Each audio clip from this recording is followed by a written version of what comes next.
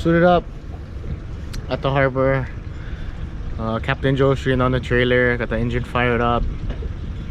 I haven't went for a couple weeks, but with the new COVID laws, with the rising numbers in Hawaii, they're requiring everyone on the boat to have a commercial fishing license if you don't live in the same household. So I had to order one this week just so I can get on the water. I mean, shore diving is different. I believe you can walk to the beach, jump in, dive.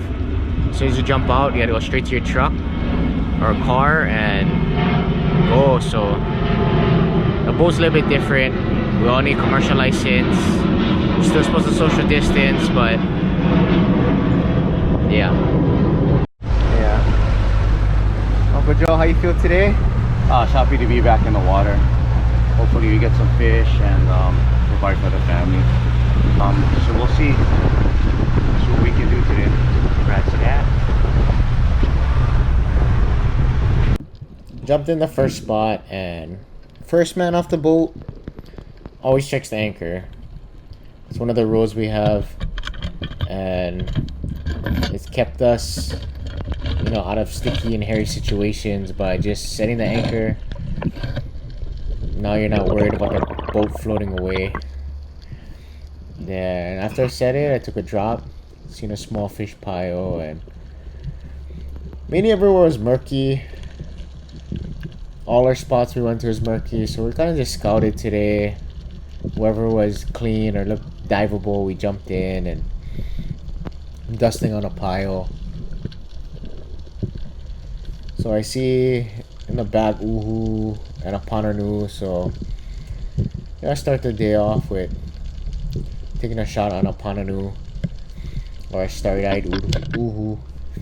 So I take the shot, lunge for it, and he rips off. The scale was just at the tip of my shaft. If I was just a little bit closer, he would have been on the other side of the flopper and I would have landed him. So that was the first shot of the day, and that's how it goes sometimes. So I swam around, took another drop, and usually when I take a drop, my gun is in line with me. But at that time, the gun was floating up, and it just created a lot of drag. Took a lot of time to get down. But I was still able to get down, and I was stalking a couple Roy. I know the camera angle was kind of bad in the beginning. Not sure why, but it just was. And here I am, just trying to line up, shoot, and I tag out a Roy.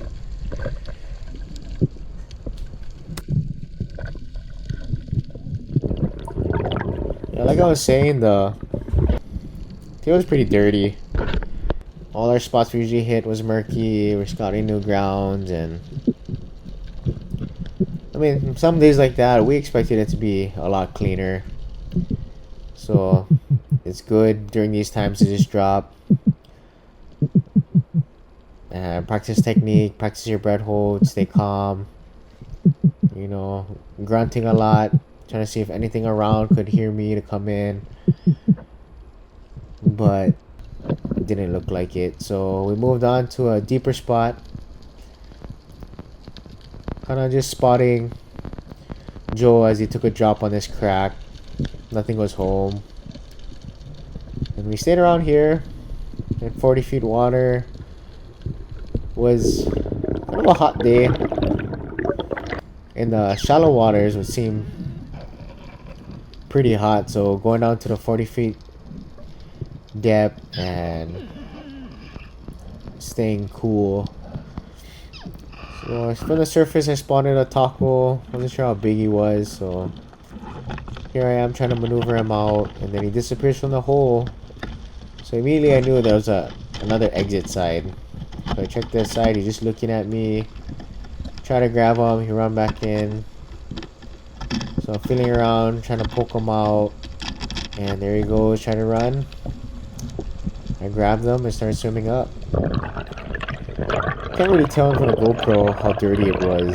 I mean, at least from the bottom, but yeah, it was pretty dirty. One of those days you don't expect much. So this little taco, just looking at him.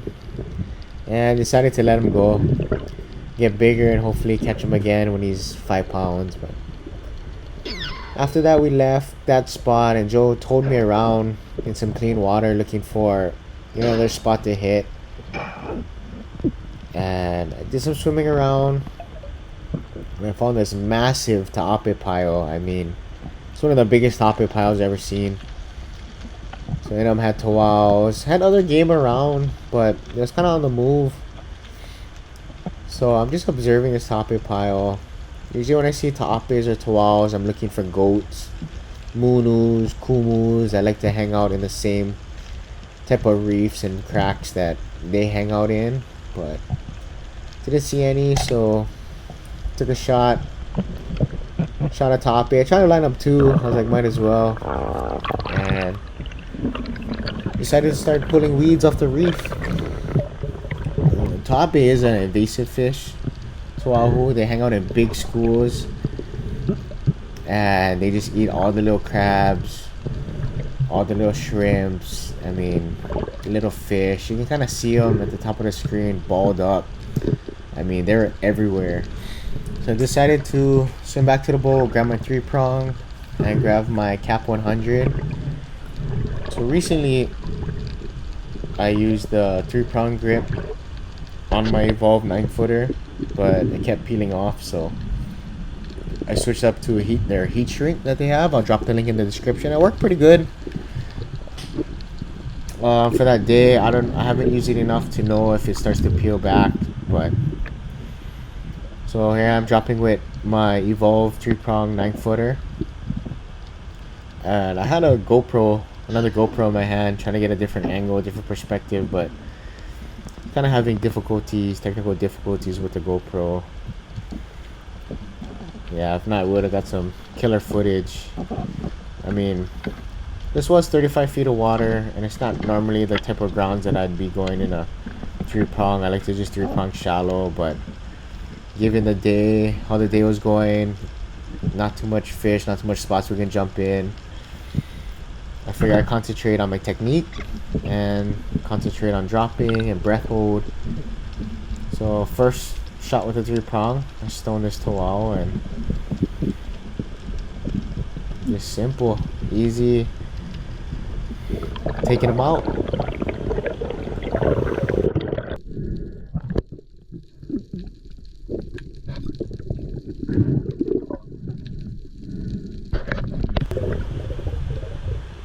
Put the fish on a stringer, take another drop.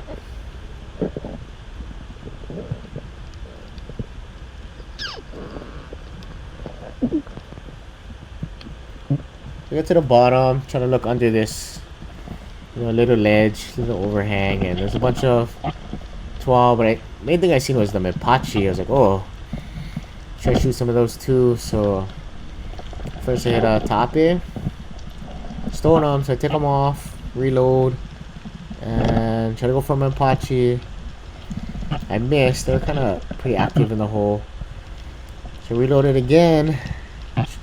Started stalking one, turned, I took a shot, then I got a 2 for 1.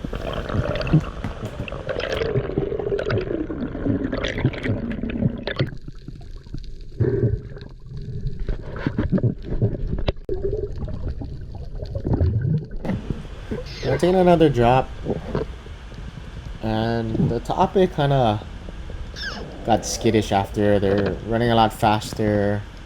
They balled up again, they left. So I took a drop looking for mempachi, and I seen an alaihi. Had 2 of them cruising inside. They're pretty active. So my first shot I missed, and I lost them. So I was kind of looking around, see where it went. I was trying to run, stalking them. Take another shot and end up tagging them too. You can see behind, look at that big school of ta'ape. I mean, thousands, just thousands of ta'ape in the back. So I shot this alaihi, being careful for the barbs by the gills, and string them up. So right after that, I took another drop. Same thing, looking for the mempachi. Figured I'd take some home.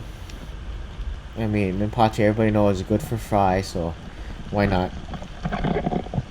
They're pretty decent size, and trying to look back in that mempachi cave I was looking in, and lining up, shooting. Actually thought I missed, but a good shot. And since I was three-pronging a lot, I figured I just leave my three-prong there and just swim up with my fish. That way I can just take drops with the three-prong ready to go.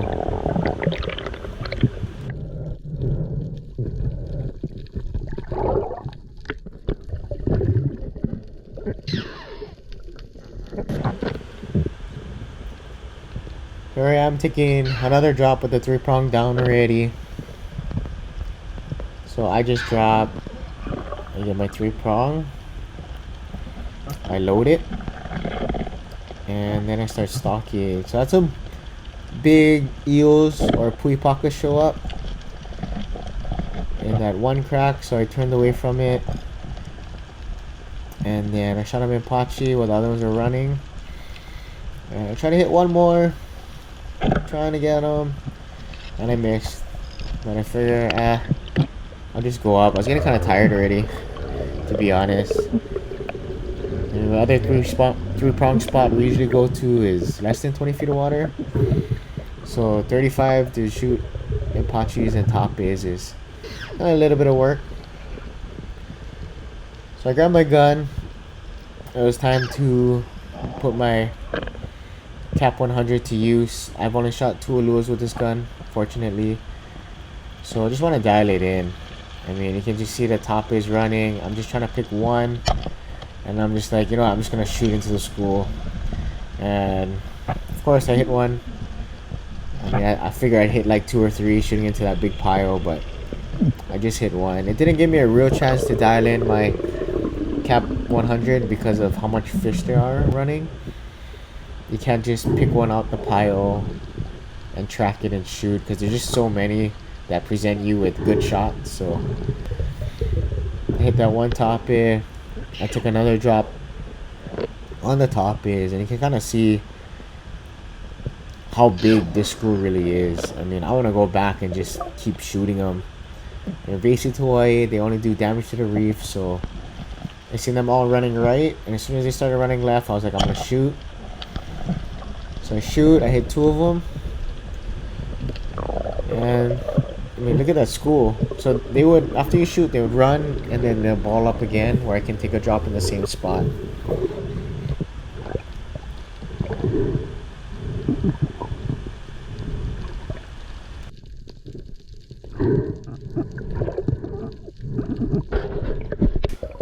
After that, we changed spots and dropped the anchor. Checked that it was good. You can see it on top of the screen. So I took a drop on some fish piles ahead. I noticed some uhus. They're kind of cruising by, so I took a drop, hoping to hit one of them. Kind of turns, comes in, and then he starts running. You see that little wrist move I did just to try hit him on the run, and he started spiraling. So I didn't know what kind of shot I had on him. I didn't know how good it was or if it was holding. So I get a quick breath, I go back down and just put down the fish. So I grabbed him, swimming up, and you can see the tip of my shaft is right out his nose pretty much. So I gave him a little nose piercing on the way. Crazy shot. So I swam around trying to work this area. Had some fish around, it was pretty fishy, but I started catching cramps. My body was dehydrated, the body was hot. So I hit this Roy, and you know, when you're not feeling good or not feeling comfortable in the water, it's best just to, you know, get out and take a break. Don't overdo it. I already had some fryers and I had that bonus uhu, so I figure I just let Joe jump in and dive, and while I take a break. Well, it's pretty hot today. This spot was the spot that was the one I wanted to hit with Joe when I shot that 42 pound lure. I went mempachi fishing after. So this was the spot, and I mean it's fishy. It's definitely fishy over here. First drop, I shot the uhu, and then I dropped it on the roy. I was starting to catch cramps. I mean it was hot. I mean diving all day, especially working all those the tapes and mepachis, 35 feet of water. So kind of tired. Just gonna take a break, cool down the body, hydrate. I don't know if we're diving another spot after this, but throw out some taco on the pole. Let Joe just go dive them. Kind of slow today. We thought the water was gonna be a lot cleaner. We knew it was gonna be windy, but we didn't expect it to be like super dirty. Going all over the place, scouting new grounds, trying to find clean water. So yeah, I mean, I had a good day. Still having a good day. It's better than being on land. COVID's on land. We're out here, you know, doing what we love, shooting fish, bringing dinner home. And now that I shot all of this, I can share, you know, with my family, give away. So we changed spots. I pretty much called it a day already. I got some fish for take home to put on the table, some fish to give away. And Joe jumped in. And he took a drop. He came up. I seen his gun come up first, so I think he shot something good. And by the looks of it, from here, it was bright red. It looked pretty big. My guess is a kumu. Like a big. I don't want to say big, but by the thing small. But I think it's on good size kumu. That's just my prediction.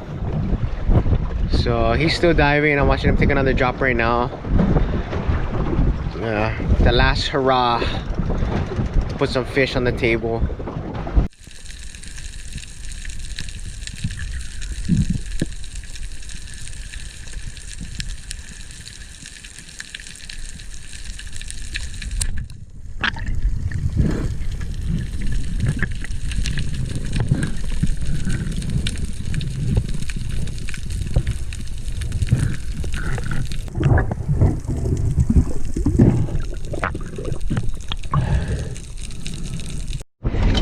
Okay guys, I lied.